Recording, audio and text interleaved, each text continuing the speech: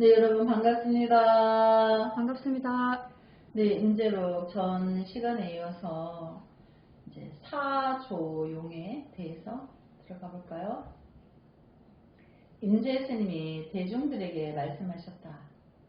나는 어느 때는 먼저 지혜로 비춰보고 뒤에 작용을 하며 어느 때는 먼저 작용을 하고 나중에 비춰본다. 어느 때는 비춤과 작용을 동시에 하며 어느 때는 비춤과 작용이 동시가 아닐 때도 있다.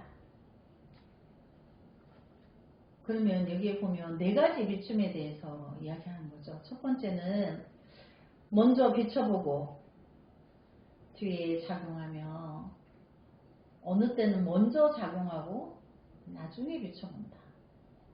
어느 때는 비춤과 작용을 동시에 하고 어느 때는 비춤과 작용이 동시가 아닐 때도 있다. 근데 이것은 이제 중생을 제도할 적에 그 사람의 공부를 보고 그 사람의 업을 들여다보고 그 마음 공부를 시켜줄 때 어느 때는 먼저 지혜로 비춰보고 그러니까 그 사람의 그 통팔식의 작용을 먼저 본다는 거 지혜로. 그런 다음에 뒤에 작용을 하며 너가 지금 엉뚱한 생각을 하고 있구나 이렇게 행동을 해주신다는 거예요. 그 다음에 이제 그렇게 하며 또 어느 때는 그러니까 이제 이게 1번이죠. 어느 때는 먼저 작용을 하고 나중에 비춰봅니다. 어느 때는 그냥 너 이거 아니야 이제 지혜로 비춰보지 않고 어떤 상황을 먼저 만들어서 너 이거 이제 좀 해봐라 이렇게 그런 다음에 그거를 진행하는 것을 보고 나중에 아니 저놈이 바른 생각을 하고 있나 바르게 하고 있나 이렇게 지혜로서 관조하여 본다는 거죠. 그걸 말하는 거예요. 그리고 또 어느 때는 비춤과 작용을 동시에 하며 그리고 어떤 때는 지혜로서 그 사람의 마음작용을 둘러보면서 작용도 같이 제시를 한다는 거죠. 그리고 또 어느 때는 비춤과 작용이 동시가 아닐 때도 있다. 그래서 네 가지 조용. 조자는 비출조, 이제 용자는 쓸용 이런 뜻인데 비추는 비추임의 작용을 말하는 거예요.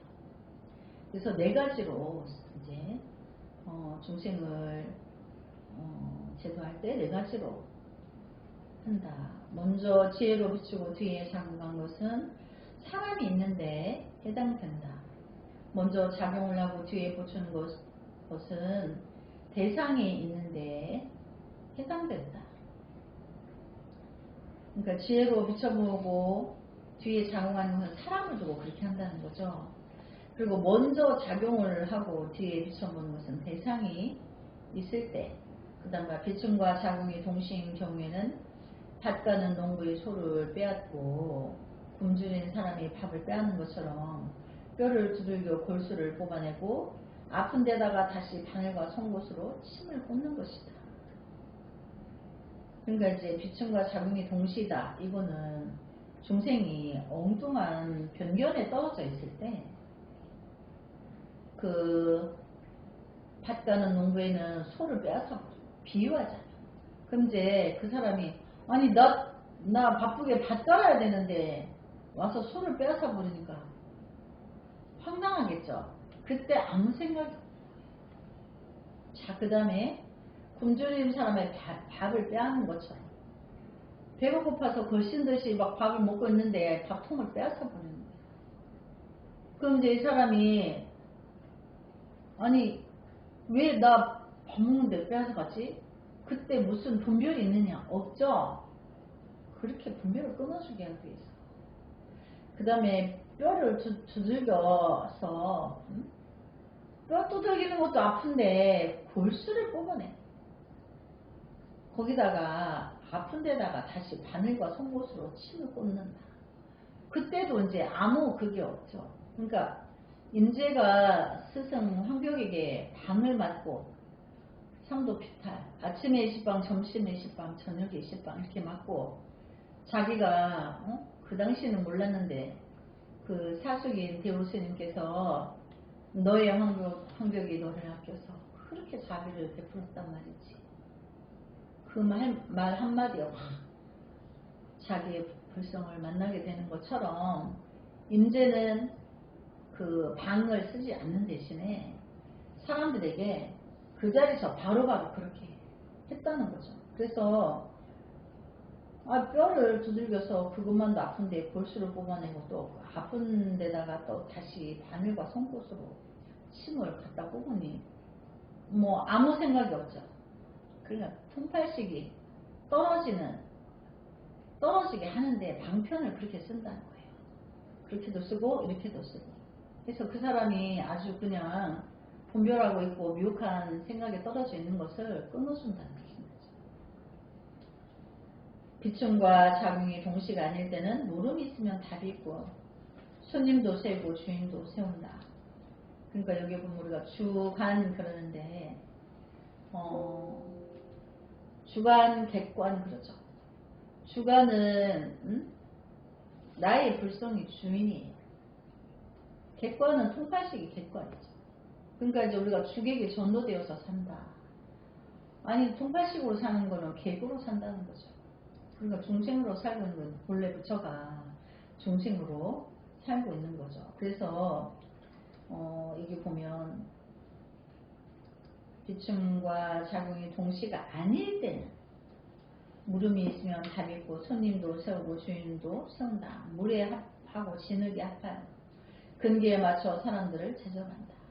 근데 그때 미혹한 중생들이 천차만별의 미혹을 드러낼 때 그때의 임재가 자유자재로 때때에 맞춰서 맞게 그 사람들을 제정을 한다. 만약 뛰어난 사람이라면 법을 거량하기 전에 떨치고 일어나 곧 가버린다. 뛰어난 사람이 와서 법거량을 하고자 할 때는 거기에 들지 않고 자기가 그 자리를 떨치고 그 자리를 박차고 나가버린다.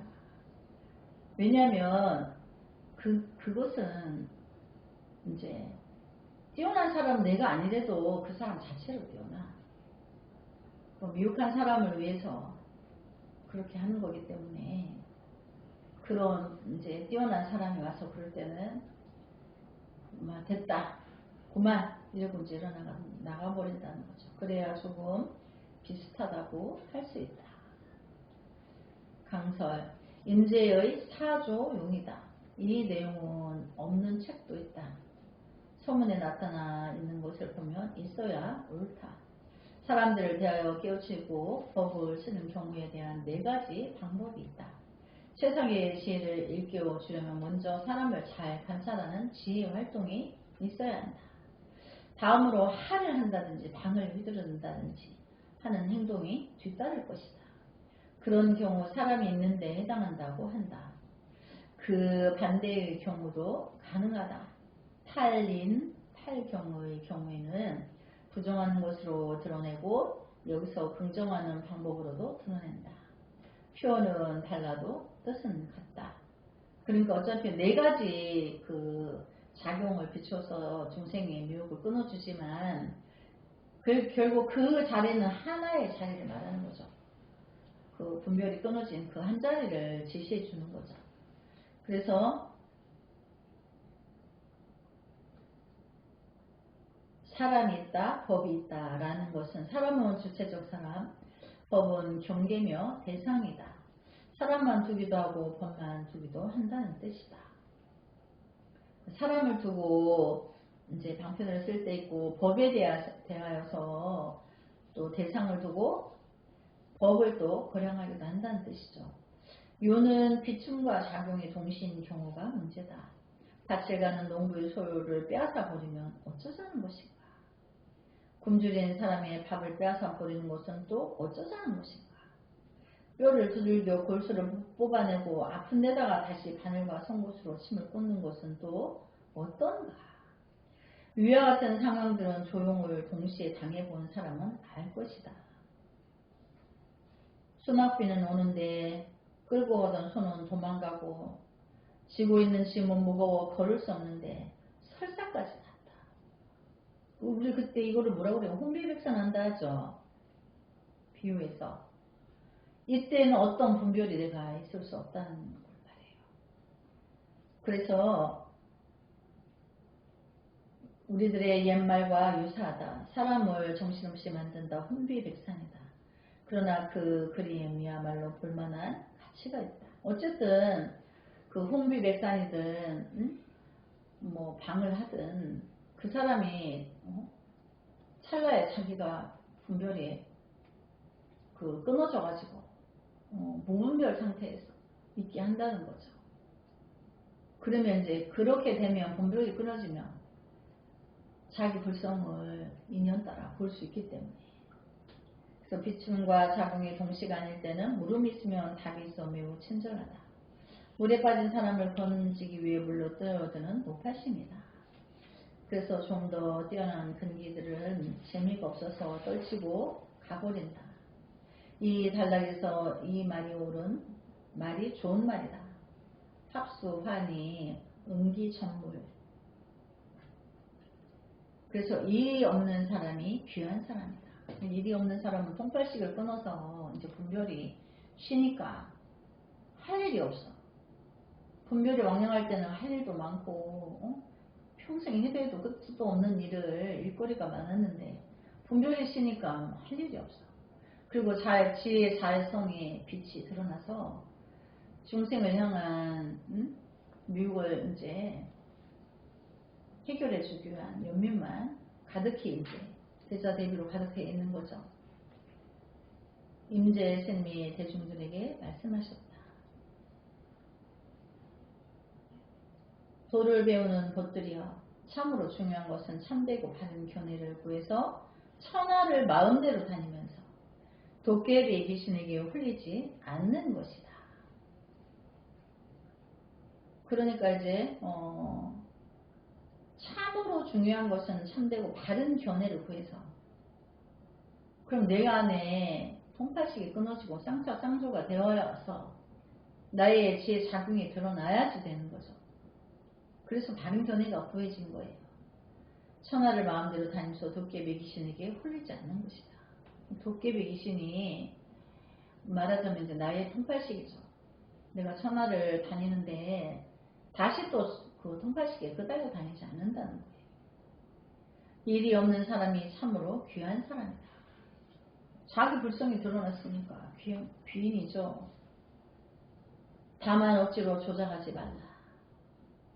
그래서 다만 억지로 조작하지 말라의 뜻은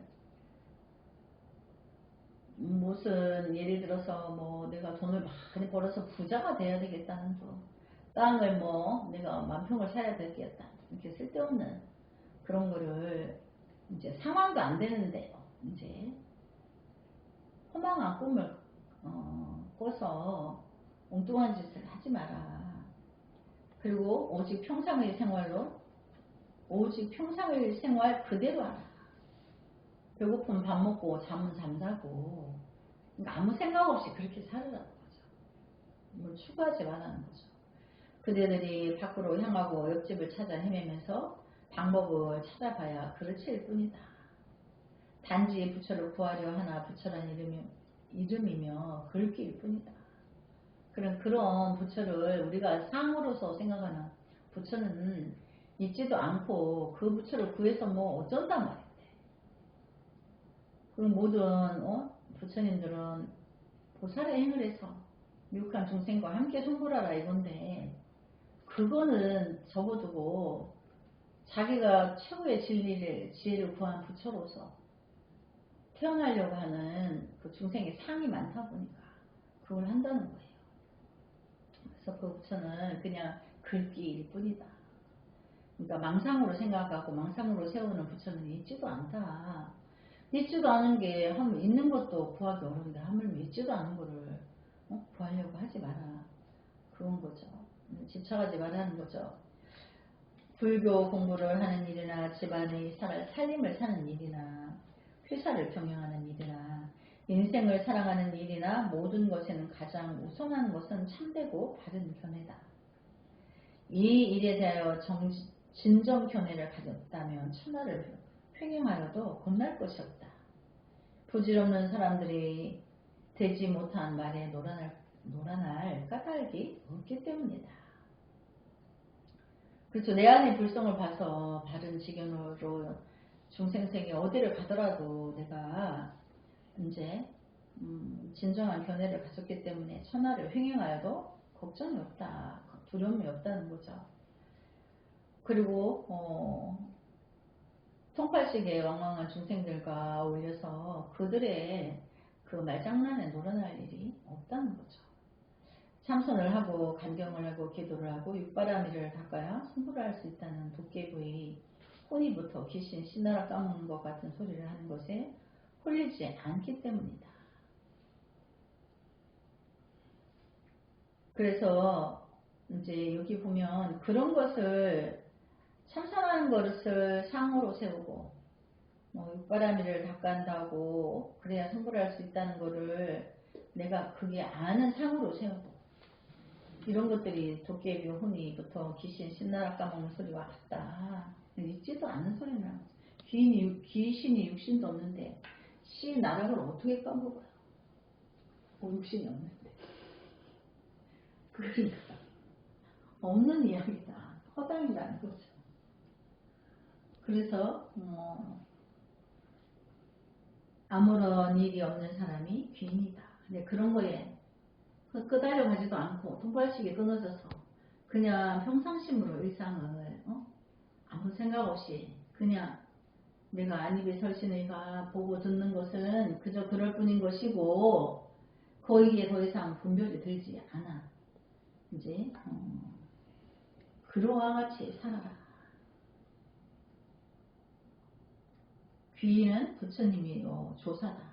참 사람이다. 다만 허위 조장하지 말고 평상심으로 살아라. 그렇게 하려면 자기 자신 위에 밖에서 향해서 치닫지 말라. 밖을 향해 치닫으며 찾는 부처는 모두가 명자에 불과하다. 이름 붙은 부처에 불과하다. 그러니까 어디 이제 내 마음 바깥에서 어디 큰 절에 큰 불상이 있다고 큰 스님이 있다고 지창하지 마라. 천불에 부처가 와도 안 되는데 내가 내 안의 불성을 내가 만나야 되는 길을 내가 스스로 노력해서 가야 되는데 그냥 무슨 그런 것들은 이름이 붙은 명자에 불과하다. 이 단락에서 중요한 구절은 무사시 귀 단막 조작 지시 평상이다. 꼭 알아두라. 강설에 보면 모비스님이 꼭 이제 이 중요한 문구라고 이제 다 적어놓죠. 이걸 나중에 이제 다 해석해야 돼. 한자를 찾아서. 그래서 이제 그대들은 바깥을 향해 서동되고 찾으려 하는 그 사람을 아는가? 시방삼세 부처님과 조사님들이 세상에 오신 곳으로 오로지 법을 구하기 위함이다. 지금 여기에 참여하여 도를 배우는 사람들도 또한 다만 법을 구하기 위함이다. 그래서 법을 얻어야 끝낼 수 있다. 법을 얻지 못하면 여전히 지옥, 악의 축생, 천도, 아수라의 5갈래 길에 떨어져 윤회하게 된다. 그러니까 법을 구한다는 것은 진리를 만나야 된다는 걸 말하죠. 자기가 수행해서.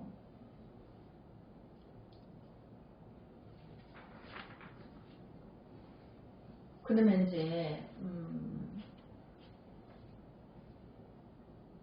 스님이 예를 들어서 개심종 개신사를 마음법을 바로 전하여서 종단 업무를 대중들과 인연된 대중들과 만들어서 그 도량을 거룩하게 이제 도량 청정한 그래서 다 아랑거에 들고 그래서 보살의 힘을 다 할 수 있는 그런 도량을 만들어야 되겠다. 이렇게 그런 진리에 대한 입각한 어떤 다른 힘도 법을 받기 때문에 그런 거예요. 진실한 법. 그럼 무엇이 더 진실한가?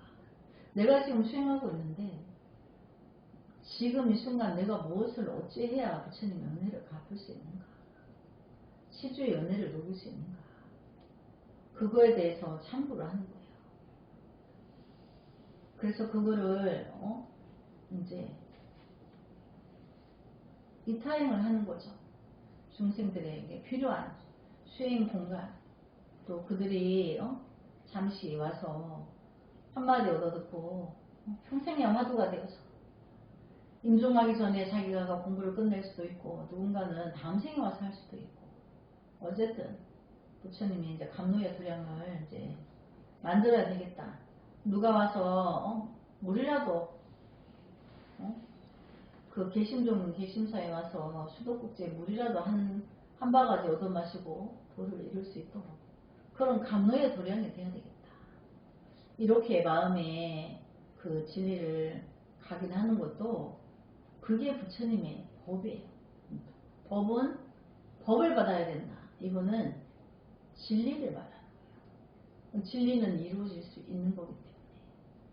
그래서 무엇이 법인가? 법이란 마음의 법이다. 여기서 마음은 이제 불성을 말하는 거죠. 마음의 법은 형상이 없어서, 그렇죠. 이제 불성이니까 여기 마음도 불성이고, 마음의 법은 형상이 없어서 온 법계를 관통하기 위해서 눈앞에 그대로 작용하고 있다. 그런데 사람들이 그러한 사실을 철저하게 믿지 못하고서 다만 명칭을 오인하고 글귀를 오인해서 문자 속에서만 구하고 있다. 불법을 생각으로 헤아려 이해하려고 하니 하늘과 땅 차이로 멀리 달라져 버렸다. 그러니까 오해해가지고. 그래서 자기 안에 있는 진정한 부처를 믿지 못해서 철저하게 찾지 않고 바깥으로만 다니니까 못 믿어서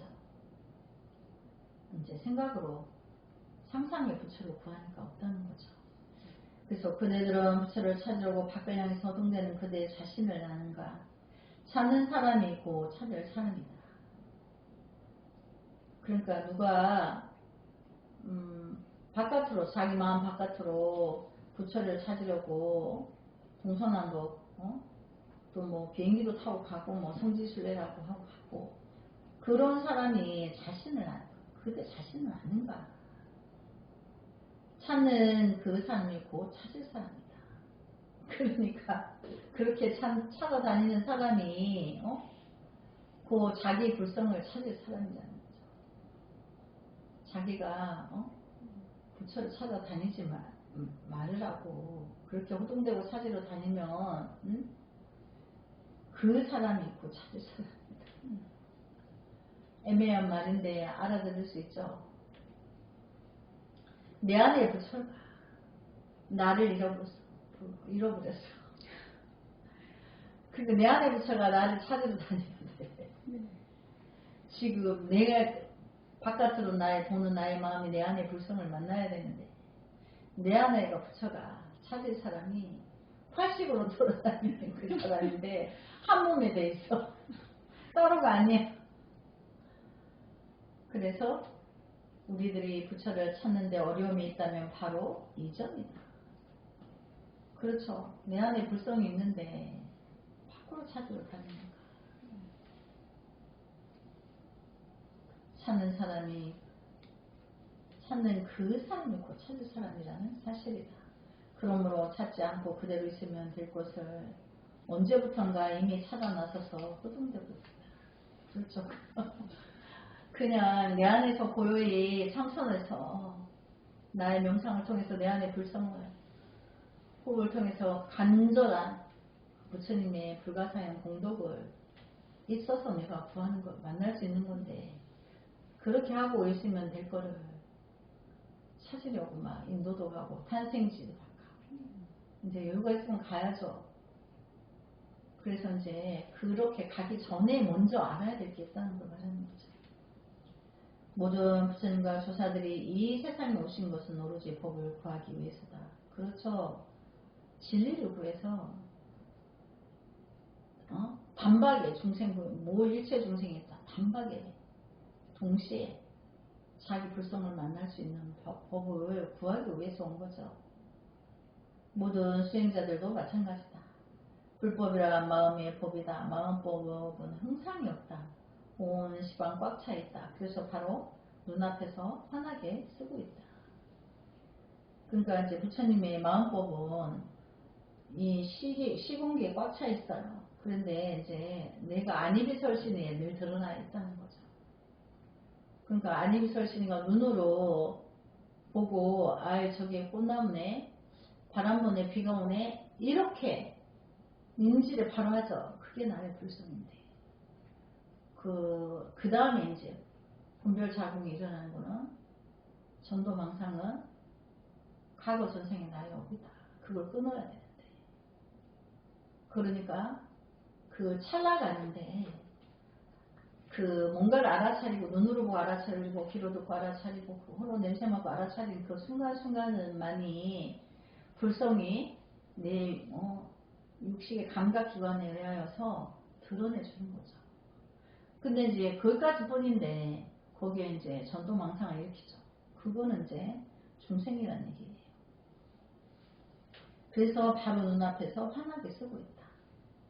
이제 그 뜻이 이해가 가죠. 내가 아니게 설신이가 이제 드러나서 모든 것을 감지해. 그게 나의 불성이고 거기에 전도망상을 일으키는 게 나의 통팔식이다. 그런데 법을 구하기 위해서 수행하면서 눈앞에 있는 그것을 구하지 못하는 것은 지금 목전에 쓰고 있는 그 법이라는 사실을 믿지 못하기 때문이다. 내가 창밖에 보니까 비바람이 불어 봤어. 그거를 시계로 본 것이 나의 불성이 드러난 거, 인지한 건데 그게 불성이라는 것을 못 믿는다는 거예요. 믿지 못해서 목전에서 그걸 믿지 않기 때문에 늘 그렇게 그 현상이 일어나고 있는데 그걸 안 믿는다는 거죠. 왜 그럴까요? 왜 그럴까요? 분별로서 거대한 휘어찬란한 시공을 초월하고 공중 부양을 하고 초인적인 힘을 나르고 이제 뭔가 살상투에서 오색 구름이 나서 불세기를 다 보여주고 이런 헛생각을 하는 거예요. 과거 경전에 그런 내용이 있는 거를 그런 정보를 통해서. 근데 사실은 내 안의 불성은 끝없는 중생을 향한 연민으로 중생부재로 쉼없이 자비를 베푼다는 거죠. 그래서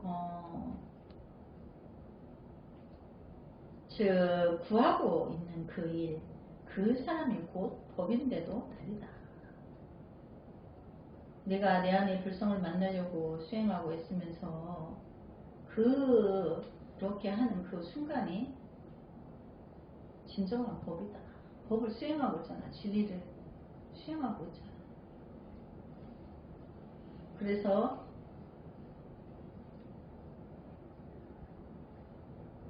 참으로 통탄할 노릇이다. 가슴이 터질 노릇이다. 너무 가까이 있어서인가? 가까이 있기 때문에 찾지 못한다는 것은 또 무슨 이유인가? 중생들은 참으로 이유도 많다. 진짜를 버리고 문자 속에서 가짜를 찾고 다닌다. 이렇게 하면 저 하늘 멀리 아득해 지리라. 10만 8천리도 멀어지리라. 그러니까 이제 우리가 나의 얼굴을 못 알아보는 것 같은 거죠. 근데 내 얼굴에 눈, 코, 입, 귀, 안입이 설신의가 있죠. 근데 형상으로 보려 하니까. 근데 내가 거울을 보지 않더라도 내 지혜 자궁이 눈으로 보고 귀로 듣고 판단하고 알아차리고 다 한단 말이죠. 이것이 보험 바탕의 불성이 안입이 설신에 의해서 드러난다는 거예요. 근데 이제 거기다가 이제 전도망상이 일어나죠. 오늘 비가 오는구나. 그럼 이제 그게 끝. 근데 거기다가 며칠 전부터 비올 바람이 불고 구름이 오고 어떻게 하더니 이 비가 오늘 그칠 것인가 3년을 갈 것인가 별의별 명상을 다 일으키는 거예요. 그 다음에 그것은 중생이 근데 그게 한 몸에 있죠. 생각 한 몸에 그 의지에서 분별을 일으키는 거예요. 그러니까 그 분별을 일으키는 그것이 중생인데 그 작용을 끊으라는 거죠. 그러니까 어떻게 해서 알아차렸어. 분별에 들지 말라는 거죠. 거기까지만. 비가 오면 비가 오는 것 같다. 바람이 그럼 바람이 불었구나. 이거지. 거기에 이 바람이 어디서 해서 어떻게 해가지고 어떻게 오고 이것이 오늘 그칠 것인가 내일까지 갈 것인가. 쓸데없는 분별. 일어나지도 않은 것이 이 바람이 비와 동행하면 태풍이 오지 않겠는가. 그럼 어디로 대피를 해야 되지? 대피 상황이 만들어지고 있는가. 시에다가 전화를 해. 이게 쓸데없는 분별들을 일으켜서 그게 중생이라는 거죠. 오늘 돌을 다 틀 것 같은데 우리 대도화가 오늘 돌을 다 읽을 것 같아요.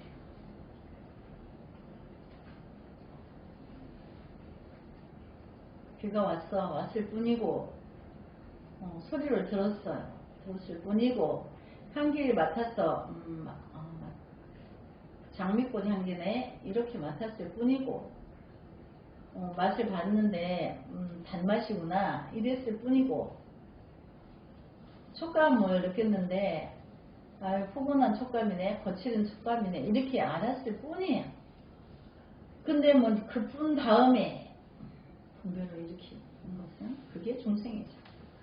근데 이게 한 몸에 있다.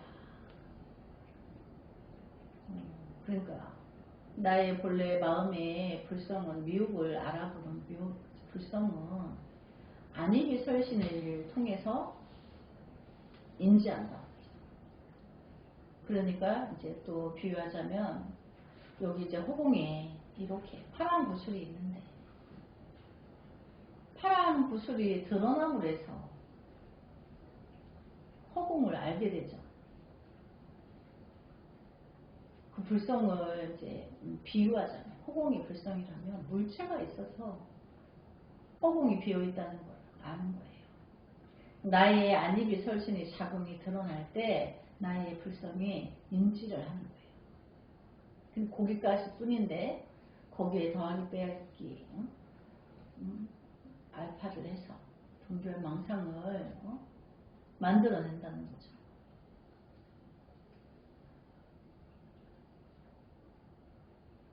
그래서 거기까지만 분별을 안 일으키는 데까지만을 인지하고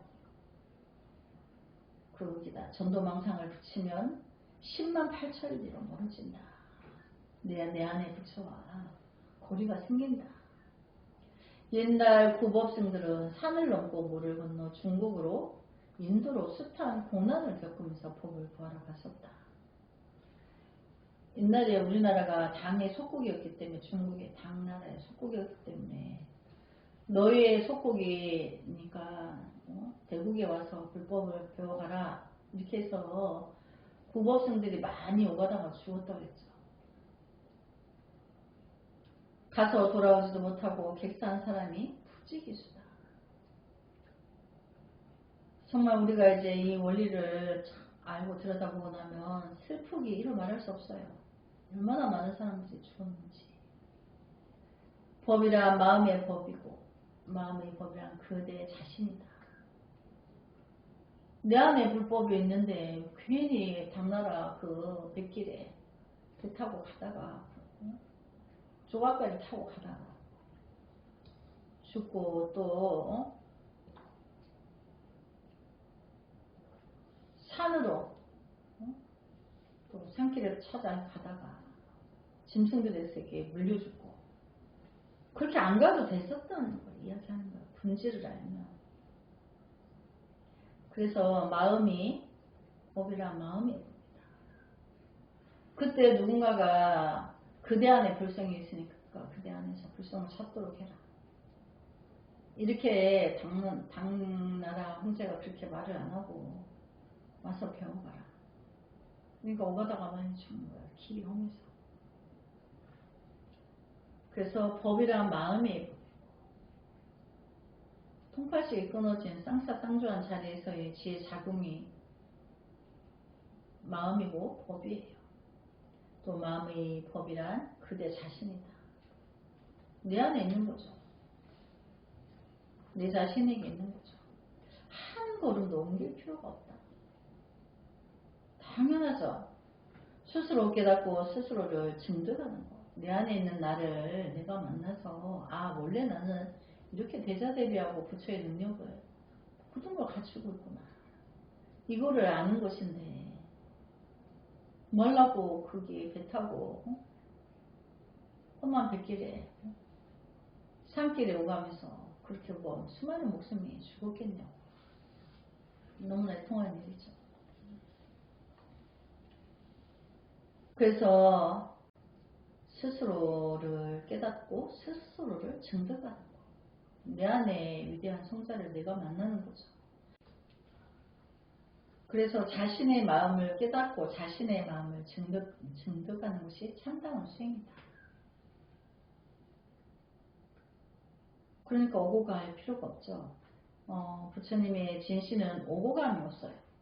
법신의 자리에서 중생계 마음세계 놔두는 것이 걸어서 오고 감이 있어서 그게 구해지는 게 아닌 거죠. 원효의 스님과 이상스님이 함께 법을 구해 중국으로 가다가 원효는 해골바가지 물을 마시고 마음의 법을 깨달았다. 그리고 마음이 이제 불성이죠. 그리고 그 법의 행각을 끝냈다. 그렇게 쉽고 간단한 것이 몽둥이 하나로 신법을 보여준 사람도 있다. 몽둥이 하나로 신법을 보여준 분은 황벽스님이 임재에게 그랬죠.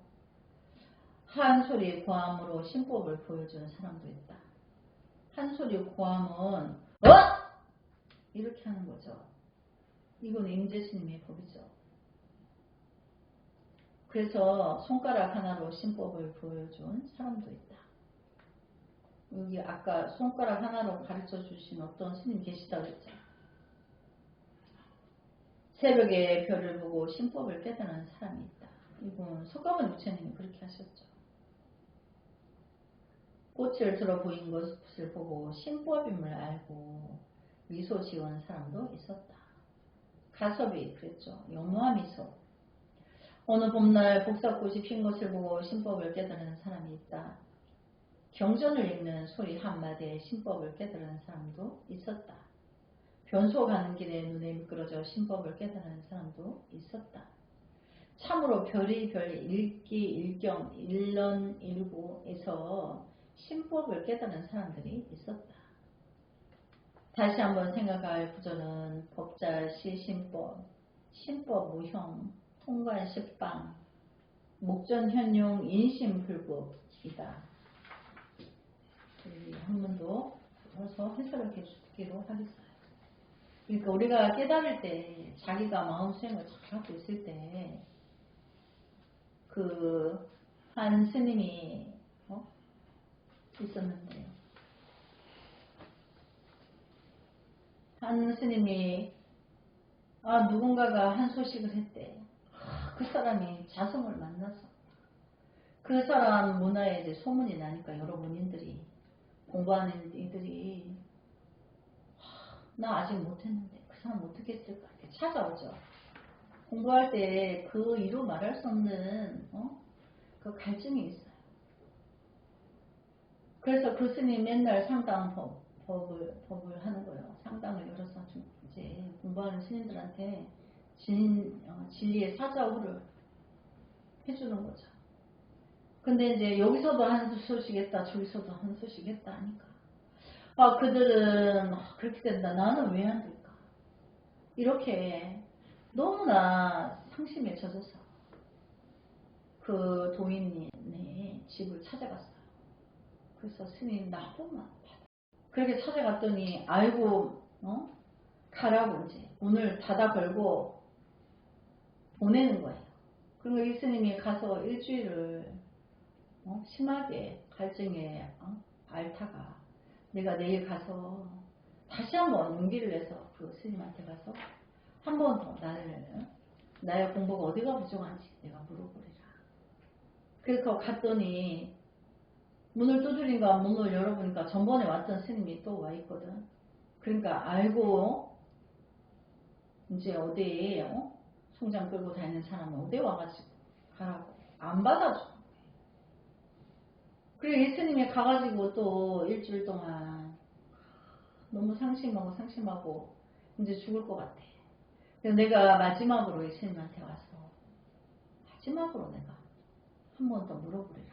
그래서 이제 그 어지러운 육신을 끌고 오는데 이번에 가서는 문을 안 열어주니까 내가 문을 열자마자 발 한 발을 탁 방 안으로 문지방 안으로 밀어넣어서 내가 이번에는 대접을 하고 오리라.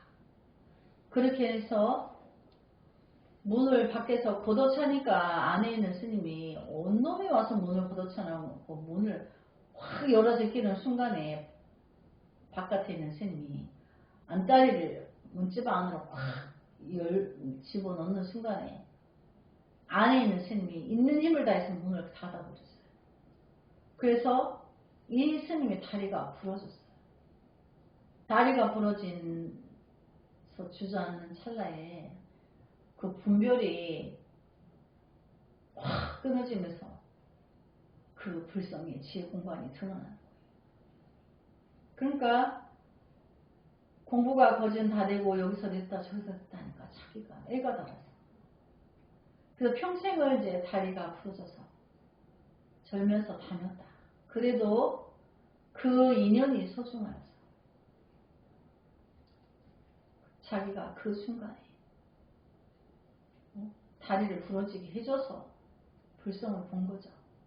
또 스승인 거예요. 그래서 우리가 그 인연은 어떻게 해서 될지 각자 틀려. 그 업에 따라서. 그러나 이제 누군가 간절하고 절박하고 그렇게 공부하면 이래 되든 저래 되든 된다는 거죠. 이제 오늘 여기까지 공부를 하고 다음 시간에 이어서 하겠습니다. 나무 서가모니불 성불하지 않겠습니다. 계시임 종계심사 16관한 자비공덕 기록회 3003위 루비안 아란행자님들 위주로 대한 6대주의 생명에 있는 모든 중생계의 각 처처 각각의 계심 종계심사 대도량과 위로는 천상선문령과 승현들과 아래로는 아수라 축생 악귀 지옥에 이르기까지 천만억 광겁의 연색천공한 정법명렬의 법신불과 미륵존불 법신불과 주차별 없어지이다. 남모마 화반야가니 성불하지 않겠습니다.